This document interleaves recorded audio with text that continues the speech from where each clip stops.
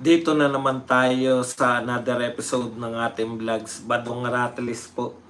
Pag-uusapan natin ngayon, ito po, napaka-good news po ngayon kahit po papaano, may pa-isa-isa na po, no? Kanina po, pinag-usapan natin, mayroon na pong active na mataas na tungkulin o mataas na opisyal ng AFP na hindi na po nakatiis at hayagan na pong bumitaw, no? Hayagan na pong nagsabi na ayaw niya ng suportahan o wini-withdraw niya na yung suporta mula po kay BBM. Hindi raw po karapat-dapat na suportahan dahil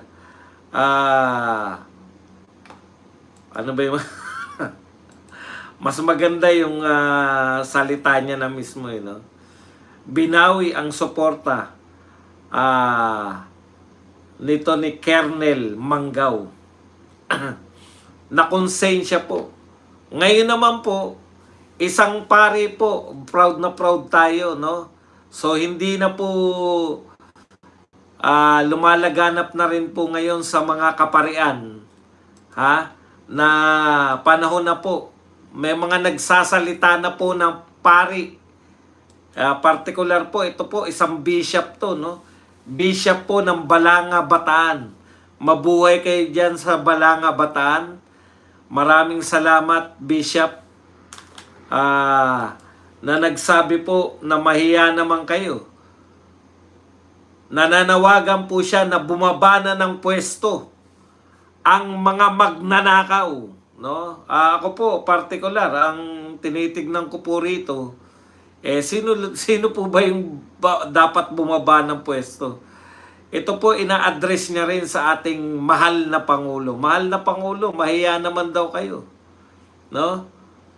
Bagamat walang binabanggit si Bishop, kasi alam niyo po, lahat po ng opisyal ng pamahalaan, nakabatay po yan. Yung pagtatanggal po dyan, nakabatay po sa Pangulo ng Pilipinas. Kaya isa po ang target nito. For the first time po, may napakalakas. Yang mga bishop ng mga taga Maynila, yang mga pinuno ng mga bishop, mga sikat na mga kardinal, mahiya po kayo rito sa bishop ng Balanga. Siya lang po ang nakakaintindi sa sentimiento ng mga tao. Ang dami po nakikinig sa kanyang homily diyan po sa piyesta ng Nazareno. At nagpalakpakan po at naghiyawan nung sinabi po ni Bishop na karapat-dapat ng bumaba sa pwesto. Ibig sabihin, saan man dako ng Pilipinas, isa lang po ang panawagan na ng mga tao. No? Umupo. Bumaba na po sa pwesto ang mga nararapat. Boying Rimulya, umani po ng matinding batikos ang kanyang sinabi na pinaiimbestigahan na sa NBI.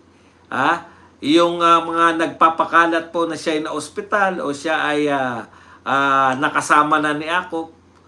Dahil, eto po,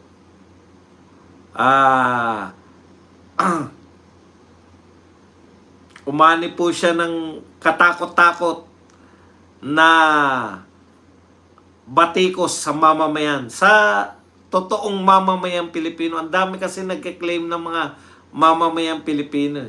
At sa mga kabataan naman po, nalulungkot po tayo, no? Nalulungkot tayo na nasasayang po yung buhay ng mga estudyante. Sana matapos na po tong paglaban. Tayo, lumalaban po tayo sa gobyerno, hindi po sa paraan na ginagawa nitong mga sa kasawiang palad, mga estudyante po, no? Ito pong mga insurgent, yung mga taong gustong pabagsakin ng gobyerno sa pamamagitan po ng armas. Kaawa-awa po yung mga biktima dahil nasasamantala po yung mga kabataang estudyante na very idealistic. Alam niyo po yung pagiging kabataan, napaka-idealistic niyan. Pero sayang po ang buhay. Hindi na po nila naranasan na magpamilya, hindi na nila naranasan. Samantalang yung mga matataas po ang posisyon sa aminado po sila na meron pa tayong nabalitaan, di ba?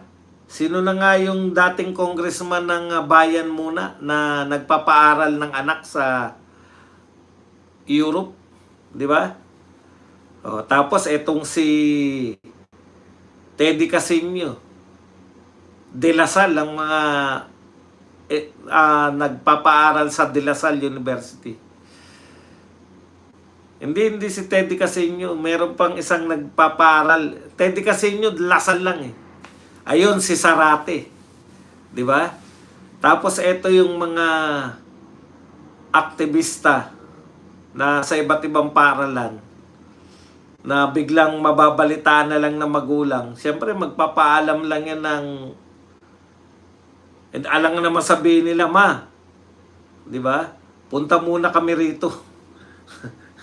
Makikipaglaban lang muna kami para sa bayan. Nakakaawa po kasi hindi na po nila nakita yung future. Dami na pong namatay sa napakahaba na po. Nagsimula sila, halos kaedad ko po yung niyan. Nauna lang sa akin ng 1 taon, 1968. Yung grupo na yan, nagkandamatay na po yung mga naunang leader. Nariyan pa rin po, mga kabataan pa rin po.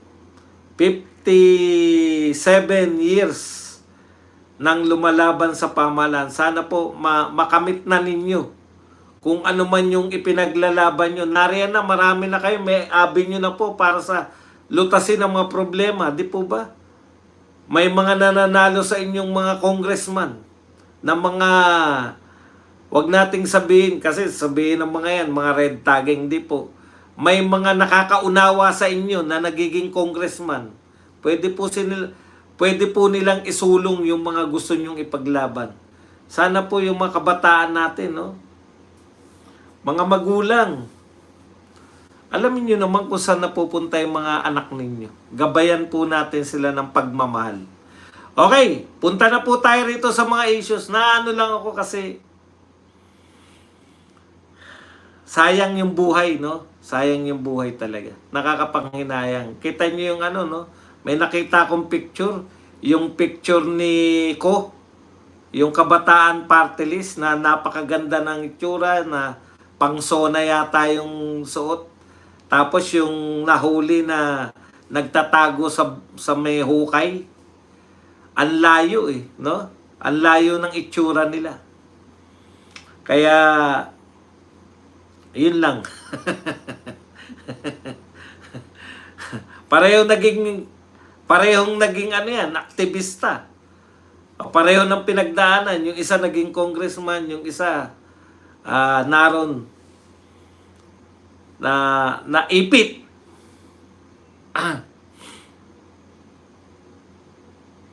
Kaya medyo nakakaawa kasi ilang taon lang sila. Wala siguro mga 20 anyos.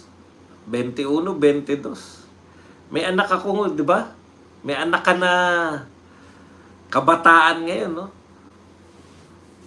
Okay, mga kapatid, punta na po tayo rito sa mga tunay na issue. So much for... Alam nyo, wala pong riyan, no? Wala po tayong pwedeng masisi na sisisihin nyo ba yung bata? Yan? Sisisihin nyo ba yung mga yan? Nadala po yan ng, anong tawag doon, ng... Alam nyo, sa tingin nila, tama yung pinaglalaban nila Ilagay nyo yung sarili nyo sa kanila. Sa tingin nila, tama yung pinaglalaban nila. Tama rin yung sundalo, di ba? Dahil, kaya, eto na lang po, wag na po yung ideology kung saan ang tama. Kasi hindi kayo mananalo dyan sa husay ng... Pagpalagay na natin. Pero tignan nyo po kung gaano kayo kalugi. Ang mga sundalo natin, sa mga kabataan po, no? Ang mga sundalo natin, Gaano katagal nag-training yan? Yan po ang kanilang trabaho. Di ba? Yan ang trabaho ng mga kasundaluhan natin. Gaano po kayo lugi? Kumbaga sa boxing, professional boxer yung mga kalaban nyo. Tapos kayo, ngayon pa lang kayo hahawak ng gloves. Yun lang po, yun lang. Maraming pong paraan ng paglaban. Kami po, lumalaban tayo ngayon, di ba? O, tayong mga Duterte supporters, lumalaban po. Pero marami pong, hindi po namin sinasabi na safe tong gantong paglaban namin. Pero,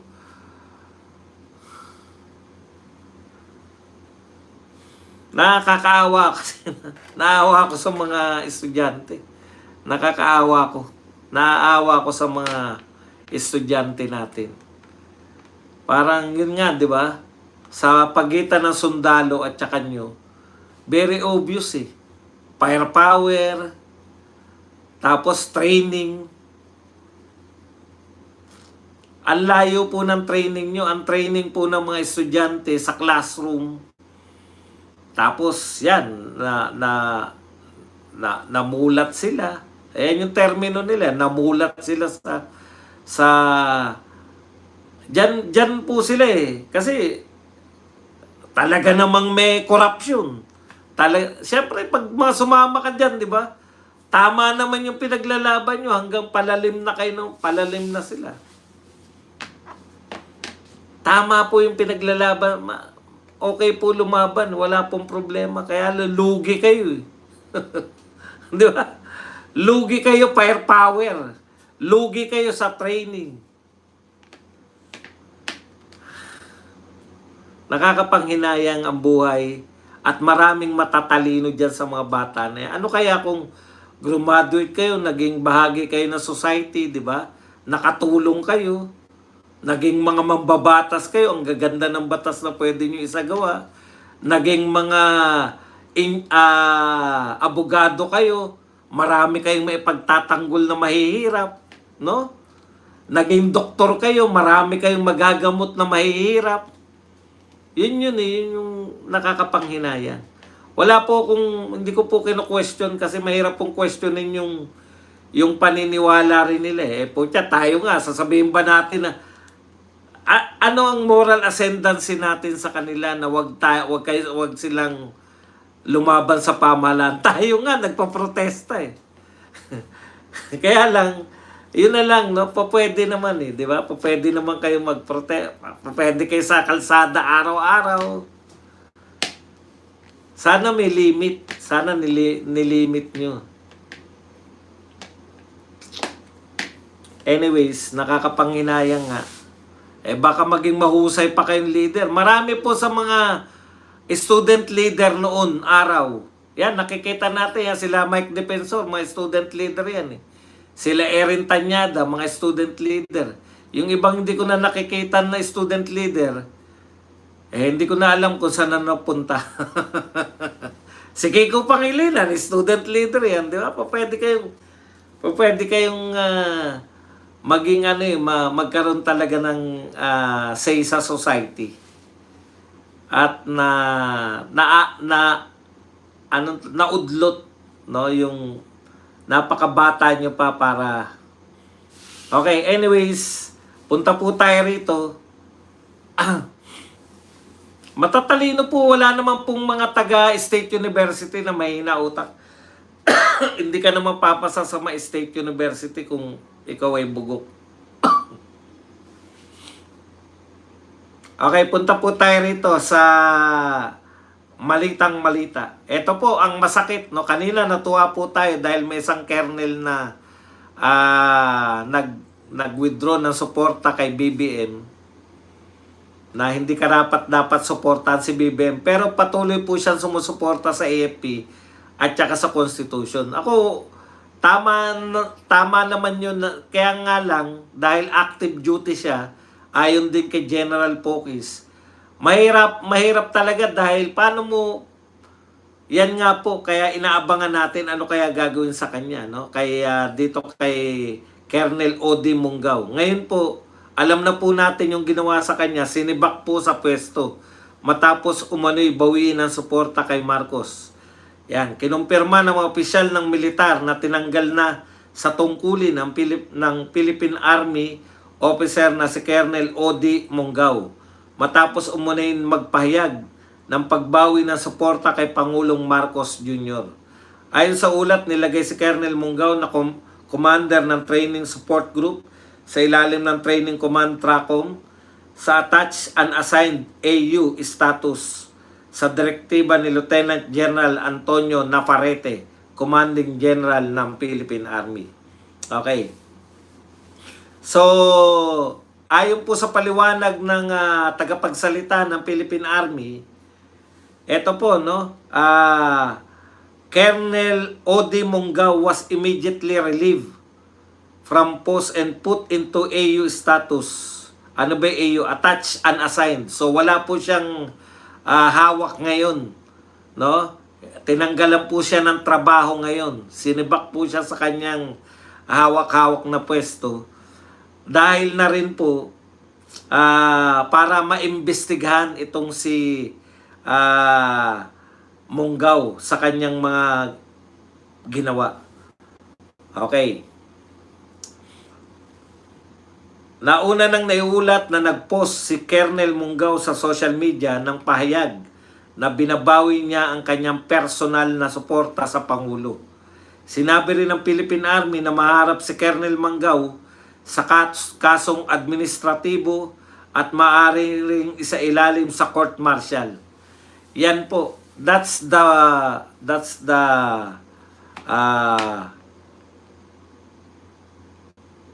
ano na nga? Yan ang kabayaran. Huwag ka na kasi mag-English ba to? Yan po ang kabayaran, no? Sa ginawa po ni Colonel Mungaw. Ayan.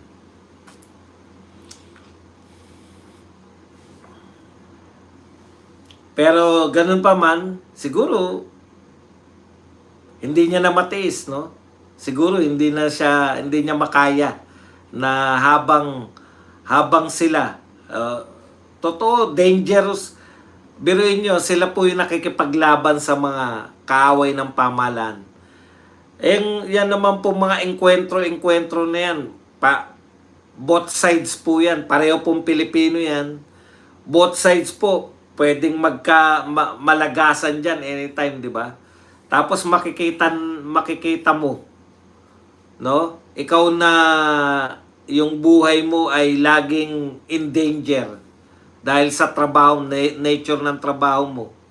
Tapos makikita mo na yung mga tao sa gobyerno walang habas, no? Talagang walang awat po eh. Talagang parang piyestang-piyesta yung pagnanakaw eh.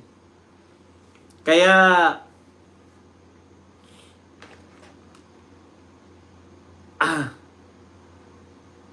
siguro hindi niya na kinaya, gusto niya maging halimbawa sa mga kasama niya na eto yung sinumpaan natin eh, di ba? Ang sinumpaan natin protektahan, to serve and protect. Di ba? Sino ba yung pinagsisilbihan pa natin? Kung talagang magiging stricto sila, ito ba yung sinusuportahan natin? Yung pamahalaan na punong-puno ng mga magnanakaw?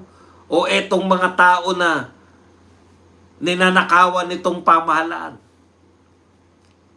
Kung talagang hindi naman po simpleng mga tao yung mga opisyal na yan, no? Talagang mataas po masyado yung kanilang konsensya. Mataas po masyado yung kanilang yung pananaw sa lalo na kung hindi ka sanay sa pagnanakaw. Siguro yung mga sanay magnakaw, kaya nilang tiisin na nagaganap tong malawakang pagnanakaw, maglilingkod pa rin sila sa mga magnanakaw. Pero yung mga katulad ni Odi Gimor, Odi Manggao, Colonel Odi Manggao, ibang uri po na nilalang tong mga to, no? May mga prinsipyo. Yung mga prinsipyado, hindi po nila matitiis. Kahit na ano pa po ang mangyari sa kanila. Ganun talaga eh. Isipin nyo, di ba? Kung tayo mag-iisip, marami sa inyo mag-iisip, bakit hindi na lang niya hintayin na hindi na lang niya hintayin na magretiro siya, tsaka siya bumanat ng bumanat. Baka late na po yun sa tingin niya. It's now. Mas may impact po yung active ka eh. Di ba? Mas may impact yun kasi it's either makaka-inspire ka or maaawat mo tong mga magnanakaw na teka muna. Pag-isipan natin to, kung may isang aktibong kernel na nag-withdraw na support, malamang sa malamang itong mga tao na to, malamang sa malamang yung mga tauhan nila, marami sa mga kasundaluhan, katulad niya mag-isip.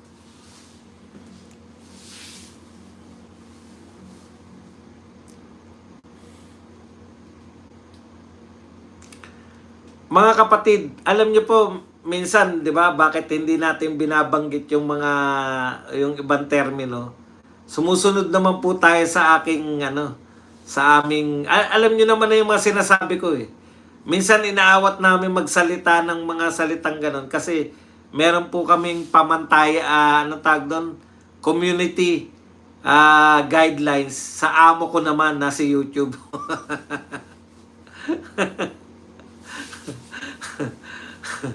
Kaya, once na nagsalita po kasi kami ng mga ayaw ni YouTube, katulad nung naalala nyo, para lang po maunawa, bakit hindi mabanggit ni Badong yung bakit hindi niya sabihin yung kasi po sumusunod kami sa kaya YouTube.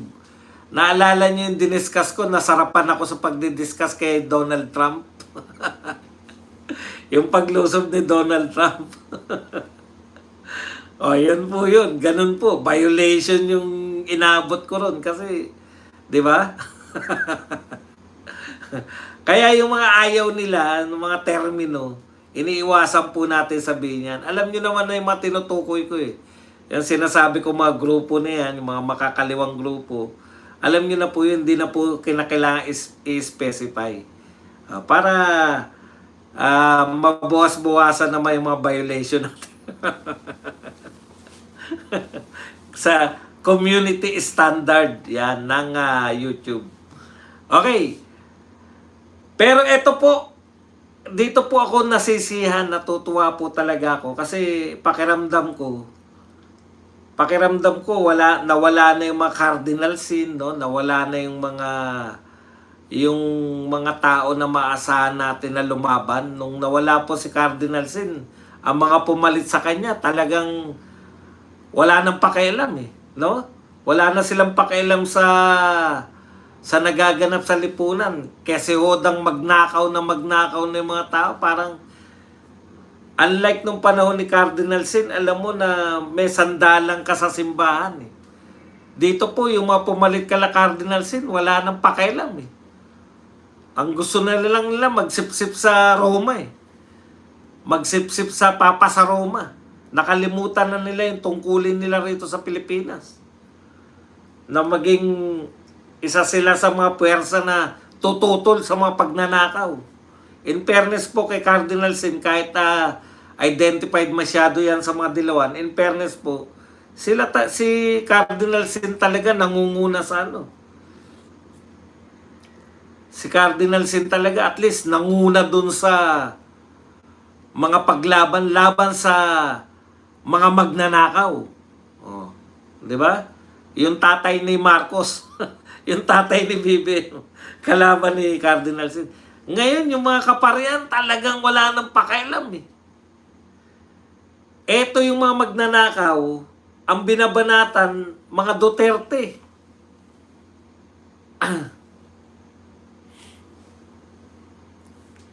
Katulad niya nila Father Flavi at ng iba pang mga pari na tumatahimik lang. Kaya pag nakakabalita tayo na mga katulad nitong bishop sa Balanga, nakakatuwa, no? Sa kanyang homily at malaking evento, ha?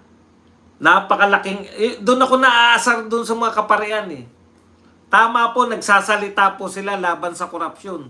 Sabay sinisisi nila sa korupsyon yung Duterte pa rin. Ang pangit ng ugali nyo. Alam na alam ng mamamayang Pilipino kung sino magnanakaw. Kaya nilalahat ko na po kayo. Lahat ng politiko na magsasampa, pipirma ng impeachment ni BP Sara ngayon, kaaway po yan ng mga mamamayang Pilipino. Bakit? Nililihis nila. Gusto nilang pagbintangan pa rin si BP Sara. Wala pong nagsabi kahit isa.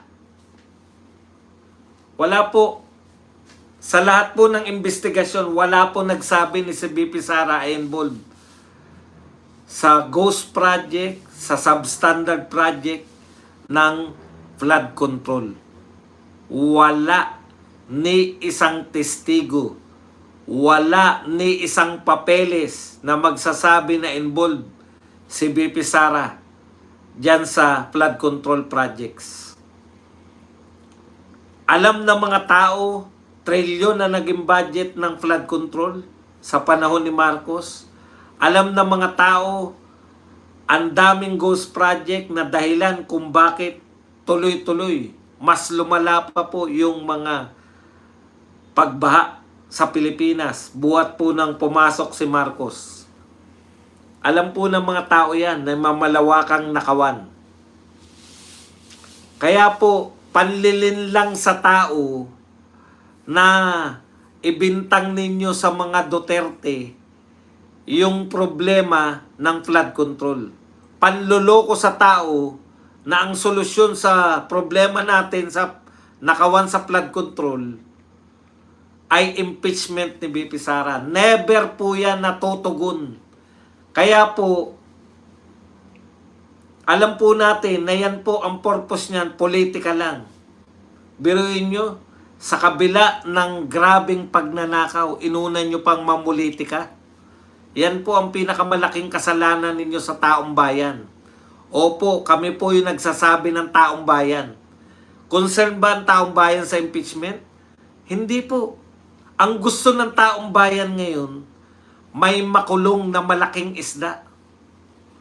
Wala po kaming pakialam sa impeachment. Lahat po ng magpipirma sa impeachment, huwag nyo na pong iboto.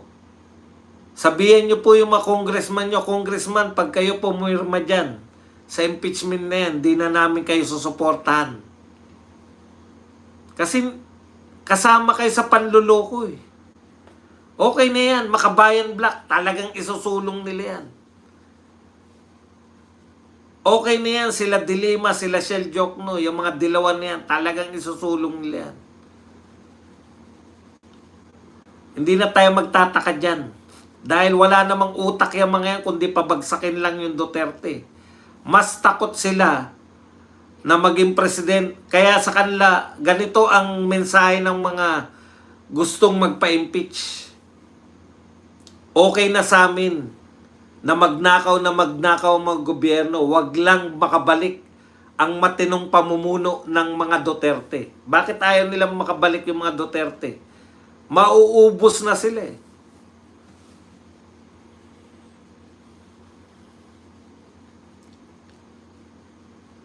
Kaya lahat po yan, ang mensahe nila sa taong bayan, okay kami sa magnanakaw, wag lang makabalik ang mga Duterte. Kaya taong bayan, okay ba sa inyong tuloy-tuloy lang magpagnanakaw? Tapos ang papalit, katulad din nila, tuloy-tuloy. O kaya natutuwa po ako na may bishop na ganito. Ito po ang sinabi ng bishop. Sino ba tong bishop na to? Bakit hindi binibigay ang pangalan? Corrupt. Yan. Sa homily po ng Misa Mayor for Peace of Jesus Nazareno, Balanga Bishop Rufino Sescon Jr. Ito po ang sinabi ni Balanga Bishop Rufino Sescon Jr. Tumigil na, tama na, maawa na kayo sa taong bayan. Mahiya naman kayo. Bumaba na ng kusa alang-alang sa awa at pag-ibig. Matuto tayong magkusa. O yan, pinabababa na po ng kusa. Sino po ba yung bababa na yan? Sino po ba yung nasa tuktok? Kaya ka bababa dahil nasa taas ka eh. Sino po ba yung nasa taas? Ang pinatutungkulan po niyan, kahit hindi po sabihin, ang pinatutungkulan po ni Bishop Sescon, mabuhay kayo dyan sa Balanga, meron kayong mahusay na bishop, ay si BBM. Okay. Sabi pa po, wag lang tayo mag-unahan sa prosesyon, kundi sa misyon. Wag lang tayo mag-unahan sa pagalingan, kundi sa paglilingkod. Mag-unahan tayo bumaba sapagkat nauna nang bumaba ng kusa si Kristo. Inahihalin tulad pa kayo kay Jesucristo. Bumaba na kayo sa pwesto. Si Kristo po bumaba sa pwesto para maglingkod sa tao. Nasa luklukan siya ng Ama. Naririnig ko lang. Wala po akong ganong alam.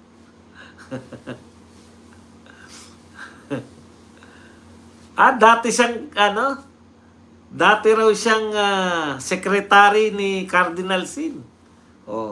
Kita nyo na, aral pala kay Sin to. Kung bumaba si Jesus Nazareno para iangat tayo, tinatawag din niya tayong makibahagi para iangat ang ating bayan, iangat ang ating kapwa, iangat ang dangal ng bawat isa. Bumaba ka na kung sino ka mang pinatutungkulan. Gayahin mo si Jesucristo para maiangat yung tao, bumaba ka na.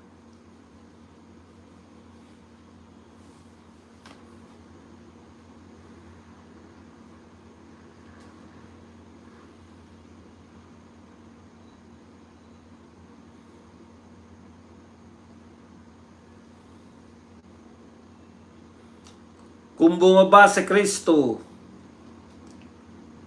there are times when not being humble is the real embarrassment. If Christ, who was without sin, willingly humbled himself, I hope we too learn to be humble our love. Yan.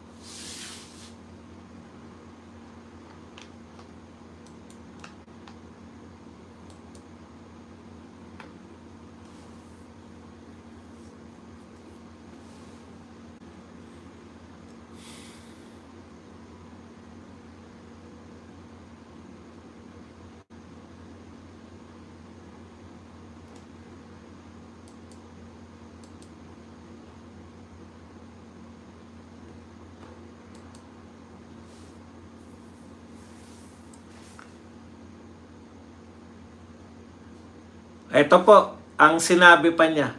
Mga kapatid, matuto tayo kay Jesucristo, Jesus Nazareno na bumaba ng kusa, alang-alang sa pag-ibig. Yan. May mga ayaw bumaba. Ito po, tingin ko para talaga to sa nakaupo eh. May mga ayaw bumaba kahit mali na at bistado na. Ayaw bumaba kahit pahirap na sa bayan. Makinig ka rito. Kayong pamilya kayo, pahirap na kayo sa bayan. Ayaw bumaba kahit nagdurusan ng mahihirap. Ayaw bumaba kahit binabaha na at nasisira ang bayan. Ayaw bumaba kahit hindi karapat dapat. Mahiya naman kayo, bumaba na ng kusa. Yan po ang napakagandang sinabi ni Bishop. Ulitin lang natin, may mga ayaw bumaba kahit mali na at bistado na. Bistado ka na namin, bistado na namin kayo. Ayaw bumaba kahit pahirap na sa bayan. Opo, yung ginagawa ninyo pahirap na sa bayan. Halimbawa, Pera ng PhilHealth, pampagamot, kinuha ninyo. Saan dinala? Flood control.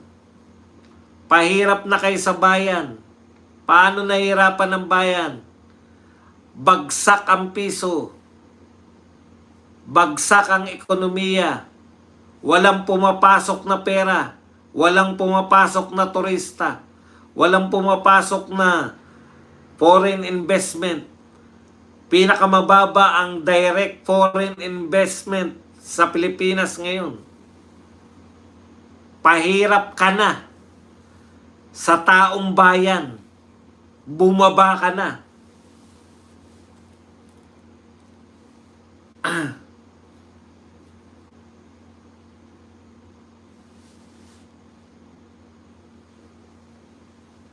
Ayaw bumaba kahit nagdurusa na ang mahihirap. Ayaw bumaba kahit binabaha na at nasisira na ang bayan. Dahil sa iyo, mas lumala ang pagbaha. Tong gobyerno na to. Trilyon.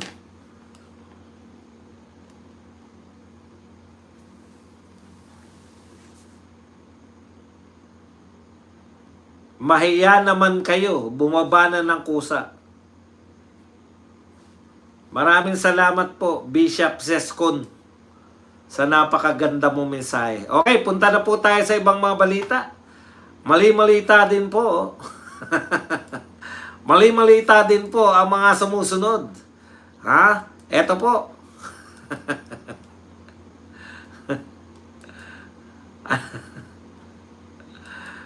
Sagutin po natin itong mga palpak na balita. Okay, ito po ang sabi. Madaling paliwanag po ni Attorney Rowena Guanzon. Bakit hindi po tinatanggal yung unprogrammed funds? Ayon po kay Rowena Guanzon, Attorney Rowena Guanzon, ano ba yung unprogrammed funds na yan? Yan ang pork barrel ni BBM. Ayun pala, kaya pala kaya pala ayaw tanggapin. Badong, okay naman, di ba? Bakit ka namumblema? Sasabihin nyo, di ba? Bakit nyo pinoproblema yan? Magkakaroon lang naman yan ng, pag may sumobra lang naman sa pondo natin, tsaka mapopondohan yan.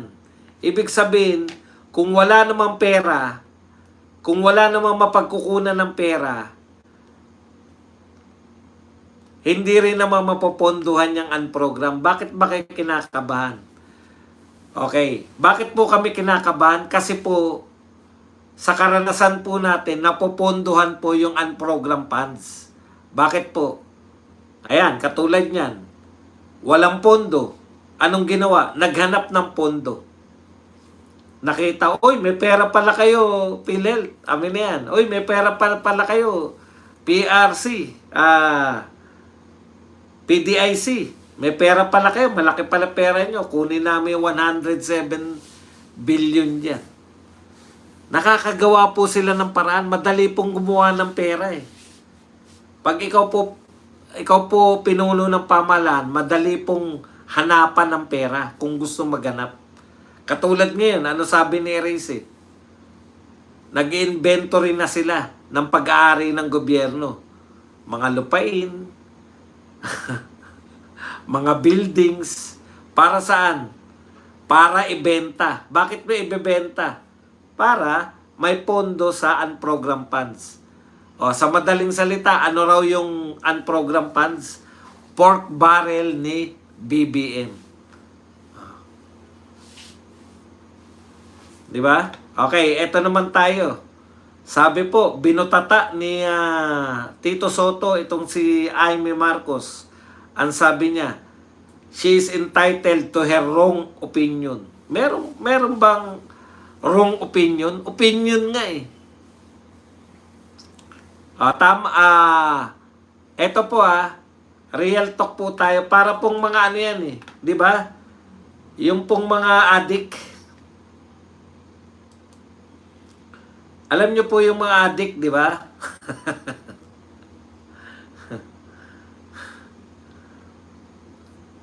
may paraan po sila, walang mga hanap buhay, pero nakakagawa po sila ng paraan para may panggamit. Bakit po? Nagbebenta ng mga ari-arian sa bahay. Binibenta yung rep, binibenta yung TV, binibenta lahat ng pwedeng ibenta. Mga kaldero. Pucha, pinakamalupit na nabalitaan ko, nagbenta ng bubong eh. Paggising daw ng mga kasama sa bahay, liwanag. Wala nang bubong. Classic na yun, naibenta bubong.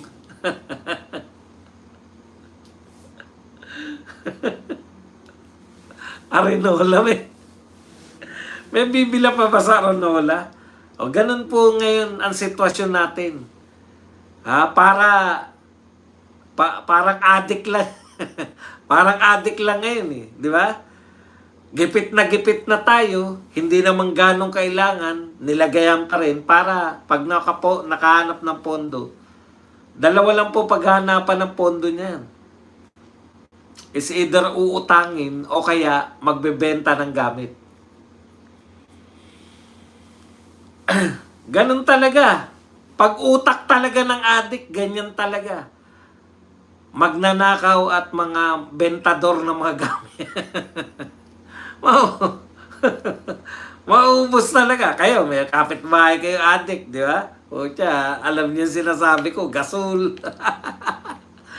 Sayang ka na, Nay, wala na tayong gasol. Bumili ka ng gasol. Pati ba naman yung gasol? Nay, wala na talaga tayong gasol. Ano bumili lang ng gasol? Wala na talagang gasol.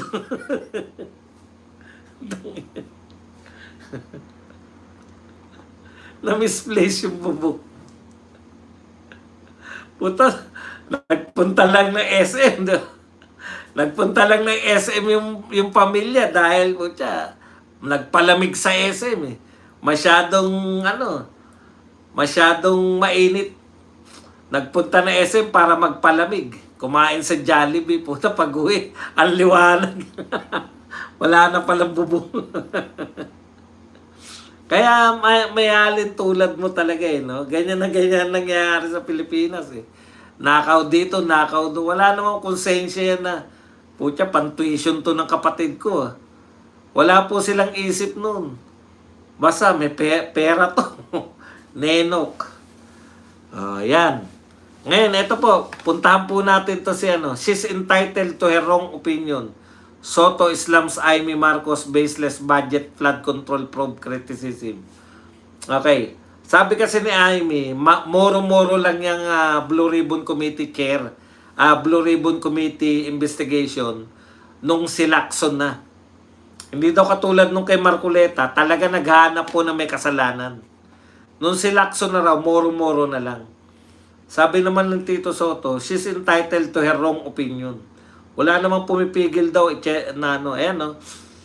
calling investigation moro-moro stage. Marcos has flagged the absence of cases against her cousin turned rival former Speaker Martin Romualdez. Correct. Kung hindi moro-moro ang mga investigasyon, bakit hindi nakasuhan si Martin? Ang dami na nagtuturo kay Martin. Ito po ang sagot ni Soto. Invento, I don't know who's the silly fool who told her. There's no such thing. So the accusation is again unfair and baseless. She's entitled to her wrong opinion. Ayan. Tapos pinunan niya rin na may akusasyon pa si Amy Marcos, di ba? Pinuna rin ni Tito Soto ni Amy Marcos yung budget po, yung 2026 budget ay para po kay BP Sara, para sa impeachment ni BP Sara. So ito po ang sinabi ni Tito Soto. It is not possible. Her accusations are unfair and baseless. Paano may dadanggel kung hindi na pwede makialam ang kongresista? Ang tanong ko sa iyo, Tito Soto, bakit pati yung mga kongresista, ikaw ang nagtatanggol? Senate President ka eh. Yung speaker nga nila, hindi pinagtatanggol eh. Di ba? Dane Boke kayo nga yung speaker eh. Bakit ikaw yung nagtatanggol sa mga akusasyon ni Aimee sa mga congressman na gagamitin lang nila sa impeachment? Kaya, tuta ka na kay Martin Romualdez. Hanggang ngayon ba tuta ka pa rin ni D? Si Martin Romualdez kasi, hindi kumikibo, di ba? Ang nagsasalita para kay Martin Romualdez si Tito Soto. Hanggang ngayon ba naman hindi rin kumikibo si Speaker D? Ikaw pa rin na nagsasalita para sa ipagtanggol yung mga congressman? Tuta ka pa rin ni D? Ito po. Hindi po moro-moro. Tama, hindi moro-moro yung investigasyon. Kasi ang moro-moro po, kunwarian lang yung investigasyon. Di ba? Moro-moro eh. Pag sinabing moro-moro, nag-iimbestiga, pero kunwari lang dahil nanlilito lang. Ako po, direkta, naniniwala ko sa iyo, Tito Sen, Tuta Sen. Hindi moro-moro yung ginagawang investigasyon ni Lacson. Tama. Kasi hindi na nag-iimbestiga eh. Yung moro-moro, nagkukunwari kayong nag-iimbestiga. Eto, totally, wala nang investigasyon ng Blue Ribbon. Real talk tayo. Mas daig nyo pa yung moro-moro. At least yung moro-moro, kunwari nag-iimbestiga, meron pang schedule ng investigasyon. Tapos, ang iimbitahan, mga walang kwenta, di ba? Yun ang moro-moro. Ang ginawa ninyo ni Lacson, pinatigil ninyo ang investigasyon. Napakatagal nang walang investigasyon ang Blue Ribbon Committee. Ang huling investigasyon nyo, BIR, hindi na tong Blue Ribbon, hindi na tong ano. Kaya, hindi na moro-moro. Totally, wala nang investigasyon. Hindi na kayo nagkukunwari. Wala nang kunwarian. Pinatigil talaga ninyo. Hindi mo na madadaan sa mga patawa-tawa na he's entitled to her wrong opinion. Wala na yan. Okay, may aabangan po tayo dahil sinabi po nito ni Congressman Kiko Barsaga. Gusto ko yung actual na sinabi. Okay, meron pong bagong akusasyon si Congressman Kiko Barsaga na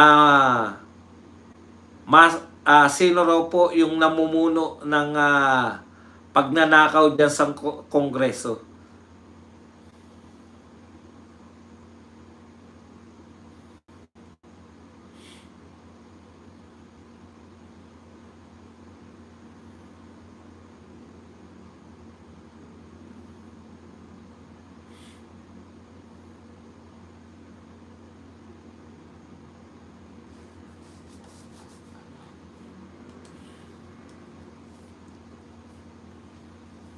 Saan na ba yun?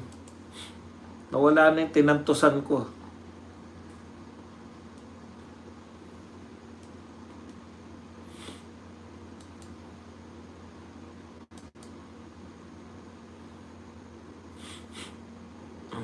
Ito po. Si Enrique Razon, ang utak sa likod ng korupsyon sa Kongreso. Tindi. Matindi tong korupsyon na, matindi tong ano to. Ayan. Ito ang maring pahayag ni 4th District Representative Kiko Barsaga, kung saan direkta niyang tinuro ang ultra-bilyonaryong negosyante na si Enrique Razon bilang umano'y mastermind sa likod ng malawakang korupsyon sa Kongreso. Ito po ang pahayag ni Barsaga. Si Enrique Razon ang utak sa likod ng korupsyon sa Kongreso. ilalantad ko ang lahat sa isang talumpati pagbalik ko sa unang linggo ng Pebrero. Yan. So, matatapos na po ang kanyang suspension sa Pebrero. Kaya lang yung mga dati niyang kapartido ba? Yung mga dati niya pong kapartido, pinaiimbestigahan na naman siya kung sa mental niya. Mukhang wala na silang balak paupuin ka pa. Ito po ang sinabi pa ni Kiko Barsaga, may suhol sa Solaire. Ano ba yan? Soler o Solaire? Soler. Yung ano yan yung big time na hotel. Bago ang 2025 election. Ayan. Tumanggap ng suhol ang mga kongresista ng NUP mula kay Enrique Razon sa iba't ibang pagtitipon sa Soler bago ang 2025 election kapalit ng pagsuporta kay Speaker Martin Romualdez. Yan po. Ilalantad niya po yan lahat sa unang pagbabalik niya sa Kongreso sa February. Tapos na po yung kanyang 60 days suspension. Kaya abangan po natin yan. Ano po ang mga batayan nito ni siguro masarap sigurong pumasok sa Kongreso. Masarap manood doon habang nagpe-privilege speech to si Congressman Kiko Barsaga. Okay mga kapatid, yan lang po ang tatalakayin natin. Yan lang po ang ating paksa ngayon. Ngayon po ay panahon na para naman kayo ay magtanong, magbigay na reaksyon. At higit sa lahat, panahon na po para kayo